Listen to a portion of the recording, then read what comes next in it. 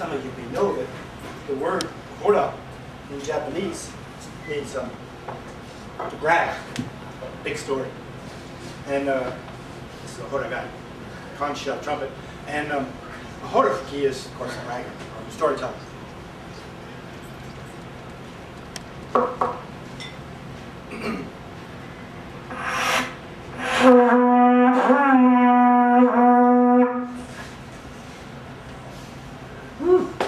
So it's New Year's morning, and the place is Izumi-sano. It's down by the international airport, and the year is 1980. So we've howled and danced through the night with wild things, as you do when you're 2 months before 24. And somebody floats the idea that we head out to Inunaki-san, a dog-barking mountain, which we quickly act upon. Old temple foundations and esoteric statues, waterfalls, and all kinds of mysteries to chase down. And before you know it, our little intrepid fraternity of cosmic pilgrims are hooting up the trail. It's cold. And it's misty, and we've been up all night, and the sugar buzz of the alcohol starts to fade, and pretty soon things quiet down, and we're just hiking. In about an hour, you begin to hear the roar of the waterfall,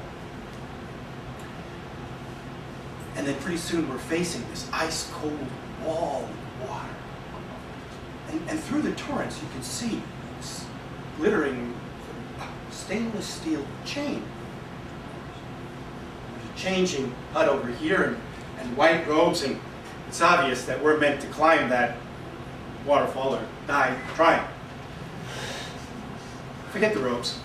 Imagine 4 buck-naked rogues making their way across the face of the waterfall, grabbing the chain, getting our way up, and you're just getting absolutely bullied by this torrential ice-cold water. Can't get your breath, and we're screaming and shouting, "No, yatta!" We come off the waterfall to a little landing to the right of the waterfall, which you couldn't really see from the left side. And our bodies are steaming away like we've been seared. And we're sucking up oxygen, trying to get our bodies to start shivering and build up some body heat. Our voices are a little bit high-pitched, you know, the gonads are pulled back to this place they haven't been since the womb. And all of a sudden, I lean over and on this monolithic stone that's shrouding this little landing. I'm catching my breath, and sort of through my mind's eye, this tactile vision, I begin to feel a sort of a crack, it was a line on the stone on my fingertip. And so I back up and I look up, around, and right in front of the waterfalls. The morning light is still very, very early. Is being held by this moisture-laden air. And all of a sudden, this shaft of light kind of breaks through the canopy, and the air starts to glow, and I follow the lines, and I begin to imagine, and then, wait a minute. Guys, look! The face! Stop, look! It's a goddess. It's an incredible goddess. 3 to 4 meters tall. And she's got this green sparkling moss robe on. And we're right in her gaze. So here we are before us, this incredible artistic work of worship that someone, who knows when, carved into this stone. And if we hadn't been crazy enough to come across the waterfall, we would never have seen it, and pretty much it would have been impossible to see it in any case, unless you got the right light and the right moisture, and it was right there. This beautiful bodhisattva. And you know, January 1st, and it could have been the sleep-deprived brain or the shock of the waterfall, but joy, beauty, I was right there. So the cherry blossoms are here, and they'll be gone soon. And 30 plus years have flown by since that waterfall episode. And pretty soon, I'll be heading up to the spine of the Key Peninsula, to Sanjo Gatake, it's up in the Omine-san range. And I'm looking forward to meeting my friend, he's an ascetic, he goes by the name of En. So, En Sensei, you know, your name means fate or destiny in Japanese, doesn't it?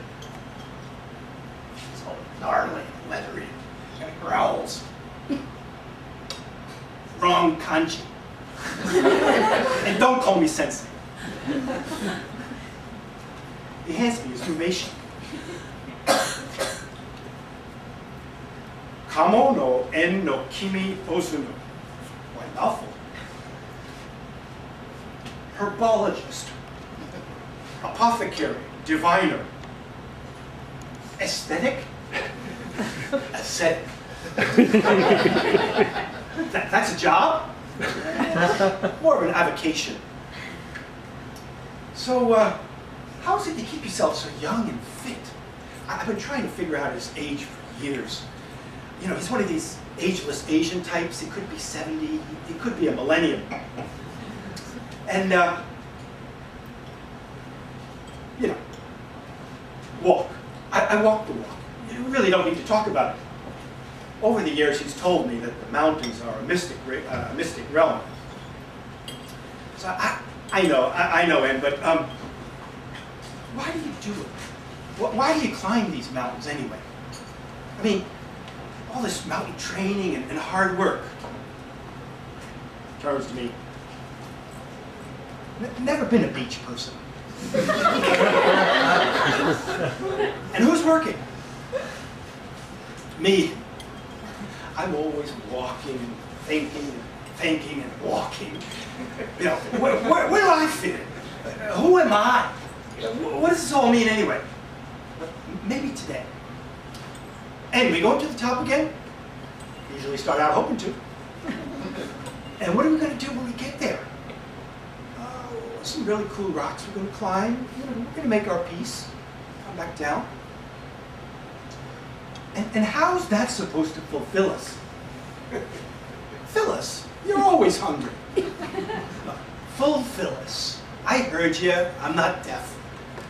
I don't know about you, but me, I really just kind of get off on the high of it all, Q.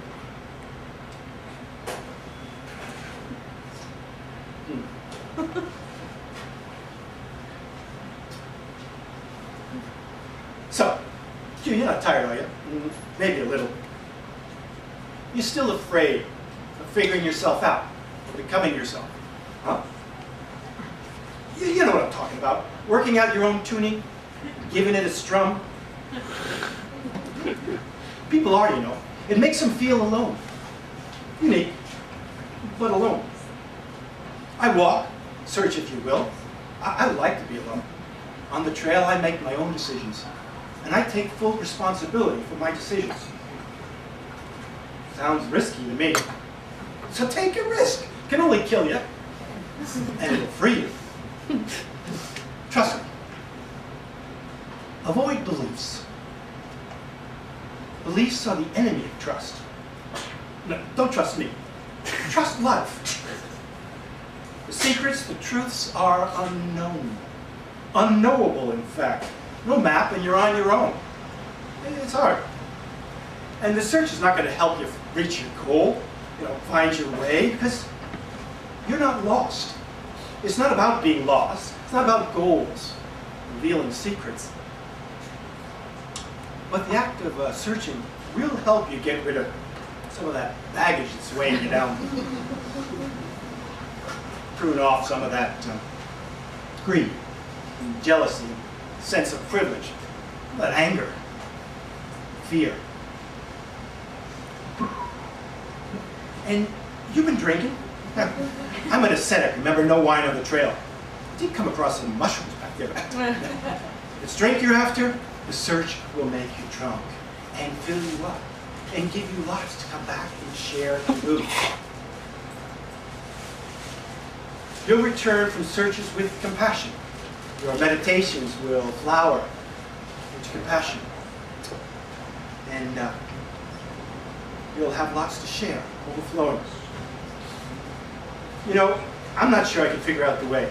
Well, my old friend, Gandalf, the Lord of the Rings, he riddled to Strider, all who wander are not lost. Don't presume. And don't think that logic will always get you the answer. Wandering, like searching, can be a very dynamic process. Keep walking, and keep engaging in what is, and considering what can be. Search can be a meditation about potential. That's optimistic. For good reason, Q. Let your searches propel you to experiences that aren't part of your prescribed goals. Open yourself up to them. They'll be quite satisfying, indeed, very relevant. Isn't that going to distract me from progress on my plans? If you're lucky, they'll open you to appreciating what is there, and they can help you to stop fretting about what is not. To see reality unshackled from your self-centered expectations. Whew, and you don't need to get so personal. Okay, now let me think. Searching isn't following, yeah? Avoid dogma, but not experience. And trust life, she's a good teacher. Be decisive and take responsibility, right? It'll set you free. You got it. I don't know, it seems really hard. And maybe I'm not sure about why I should care. Hey, you're here, and you can search. And by doing so, you can discover and create. Attainment is positive and creative. Wait, you don't want to be a who cares person. And the search for the secret? Oh, still stuck on that question. Still stuck on logic, aren't you? As if existential secrets could be understood or revealed through words. Now there's a contradiction. To search is to live the experiences, be one with them. It's a unique understanding. It's based on original feeling, responses to things, to people. A secret this X, it's not something you can teach.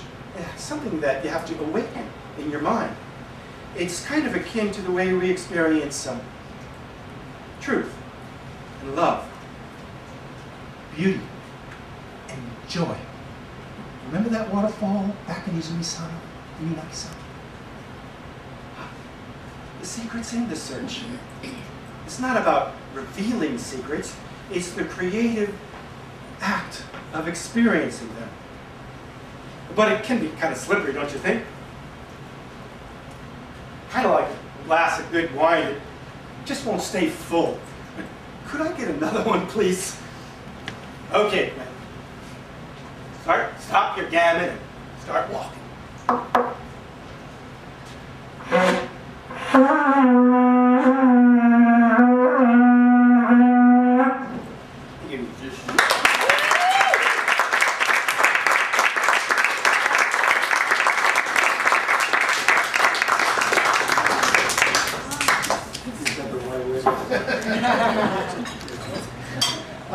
While I've got the glass in my hand, Mineko, Charles, these are people not just in the service industry, but they've been pouring out warmth to the Kyoto community before I was here, and that's a while ago. To the Roche family, thank you.